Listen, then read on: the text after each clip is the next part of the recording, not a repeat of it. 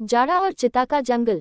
एक समय की बात है जब धरती पर प्राकृतिक सुंदरता अपनी चरम पर थी और हरियाली चारों ओर बिखरी हुई थी। पहाड़ों के बीच बसा एक छोटा सा गांव, जिसका नाम शांतिनगर था, अपनी साधारण और शांत जीवन शैली के लिए जाना जाता था। यहाँ के लोग खेती और पशुपालन करते थे और प्रकृति के साथ संतुलन में रहते थे। लेकिन समय के साथ सब कुछ बदलने लगा। गांव का पानी सूखने लगा, बारिश ने साथ छोड़ दिया और फसलें भी मुरझाने लगीं। गांव के बीचों बीच स्थित एक सूखा कुआं गांव की स्थिति का प्रतीक बन गया था। लोग परेशान थे, किसी के पास समस्या का समाधान नहीं था। गांव के बुजुर्ग कहते थे कि पास के जंगल में एक जादुई झरना है, जिसका पानी कभी नहीं सूखता। लेकिन वह झरना आसानी से नहीं मिलता। गांव की समस्या। गांव के मुखिया ने एक दिन सभा बुलाई। हमें उस झरने तक पहुंचने का कोई रास्ता खोजना होगा, उन्होंने कहा। लेकिन समस्या ये थी कि जंगल चिता का जंगल कहलाता था। ये जंगल अपने रहस्यमय और डरावने स्वभाव के लिए जाना जाता था। लोगों का कहना था कि वहां एक सफेद चीता रहता है, जो जंगल का संरक्षक है। वह किसी बाहरी व्यक्ति को वहां नहीं आने देता। गांव के लोगों ने एक स्वर में कहा, हमारे पास साहस नहीं है।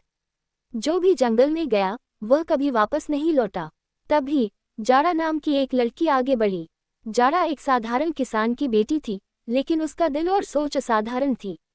वह गांव के लोगों की पीड़ा को देख नहीं सकती थी। मैं जंगल जाऊंगी, उसने कहा।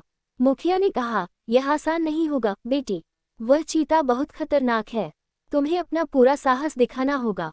अगर यह गांव की भलाई के लिए है तो मैं हर खतरा उठाने को तैयार हूँ, जाड़ा ने आत्मविश्वास से कहा। जंगल का पहला कदम। अगली सुबह सूरज उगने से पहले जाड़ा ने अपनी यात्रा शुरू की। उसने अपने साथ कुछ रोटियां, पानी और अपनी मां की दी हुई एक अंगूठी रखी, जो उसके लिए बहुत कीमती थी। जंगल के किनारे पर पहुंचते ही उसे अजीब सी खामोशी महसूस हुई। पक्षियों की आवाजें धीरे धीरे थम गईं और हवा ठंडी हो गई। उसने अपने कदम बढ़ाए और जंगल में प्रवेश किया। थोड़ी देर बाद एक सफेद चीता उसके सामने आकर खड़ा हो गया। उसकी आंखें चमकदार और गहरी थीं। तुम यहाँ क्यों आए हो, इंसान की बच्ची? उसने गहरी आवाज में कहा। जाड़ा चौंकी, लेकिन उसने साहस बनाए रखा। मैं तुम्हारे पास मदद मांगने आई हूँ। हमारा गांव सूख रहा है, हमें झरने का पानी चाहिए। चीता कुछ पल चुप रहा, फिर उसने कहा, झरना सिर्फ उन्हीं को मिलता है जो अपनी परीक्षा पास करते हैं। तुम्हें 3 कठिन चुनौतियों का सामना करना होगा। अगर तुम सफल हुई तो झरना तुम्हारा होगा। जाड़ा ने दृढ़ता से सिर हिलाया। पहली परीक्षा, डर को हराना। चीता उसे जंगल के एक हिस्से में ले गया जहां एक गहरी खाई थी। उसने कहा, ये तुम्हारी पहली परीक्षा है। तुम्हें इस खाई को पार करना होगा। यहाँ कोई पुल नहीं है। तुम्हें अपनी ताकत और विश्वास का इस्तेमाल करना होगा। जाड़ा ने नीचे देखा। खाई इतनी गहरी थी कि उसकी गहराई का अंदाजा लगाना मुश्किल था। लेकिन उसने खुद को शांत किया। उसने सोचा, अगर मैं डर गई तो गांव का क्या होगा? थोड़ी देर बाद उसने एक मजबूत लता को देखा जो दूसरी तरफ तक फैली हुई थी। उसने उसे कसकर पकड़कर धीरे धीरे खाई पार करना शुरू किया। हर कदम पर उसका विश्वास बढ़ता गया। अंततः वह खाई के पार पहुंच गई। चीता मुस्कुराया, तुमने अपनी पहली परीक्षा पास कर ली। दूसरी परीक्षा, दया का परीक्षण। चीता उसे जंगल के और भीतर ले गया। वहां एक घायल पक्षी पड़ा था। उसके पंख टूटे हुए थे और वह दर्द से कराह रहा था। चीता ने कहा, ये तुम्हारी दूसरी परीक्षा है। क्या तुम इस पक्षी की मदद करोगी, भले ही इसका मतलब हो कि तुम अपने संसाधन खर्च करो? जाड़ा ने बिना सोचे समझे पक्षी को उठाया। उसने अपनी गठरी खोली और पक्षी को अपने पानी से तर किया। उसने अपनी रोटी का टुकड़ा पक्षी को खिलाया। फिर उसने अपनी चादर का एक टुकड़ा फाड़कर पक्षी के पंख पर बांधा। कुछ देर बाद पक्षी की हालत बेहतर हो गई। उसने अपनी आंखें खोली और चहचहाने लगा। चीता ने सिर हिलाते हुए कहा, दूसरों की मदद करने के लिए त्याग करना सच्चे दिल की निशानी है। तुमने ये परीक्षा भी पास कर ली। तीसरी परीक्षा, त्याग की शक्ति। अंत में चीता जाड़ा को एक पहाड़ी पर ले गया। वहां से झरने की हल्की झलक दिखाई दे रही थी। चीता ने कहा, ये तुम्हारी अंतिम परीक्षा है। तुम्हें अपनी सबसे प्रिय चीज को त्यागना होगा। यही झरने तक पहुंचने का अंतिम मार्ग है। जाड़ा ने अपने पास देखा।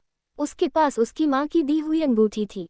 यह अंगूठी उसके लिए अनमोल थी, क्योंकि यह उसकी मां की आखिरी निशानी थी।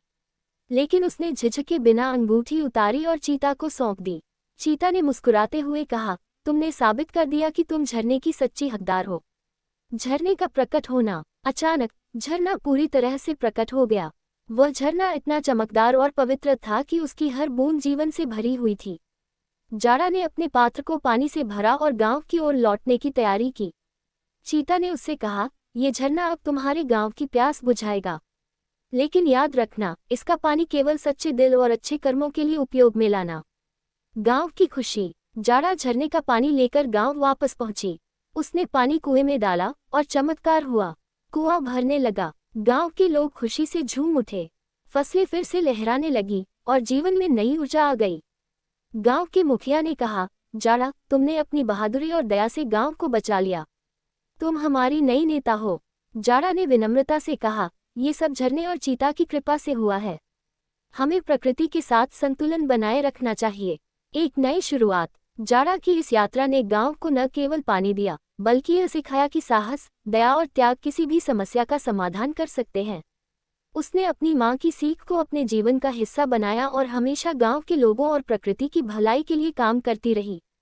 चीता और झरने की कहानी गांव की लोककथाओं का हिस्सा बन गई। लोग पीढ़ी दर पीढ़ी जारा के साहस को याद करते रहे और उसके द्वारा दिखाए गए मार्ग पर चलते रहे। जारा और चिता की यह कहानी सिखाती है कि जब हम अपने डर, स्वार्थ और मोह को छोड़ देते हैं, तो जीवन हमें वह सब कुछ देता है जिसकी हमें जरूरत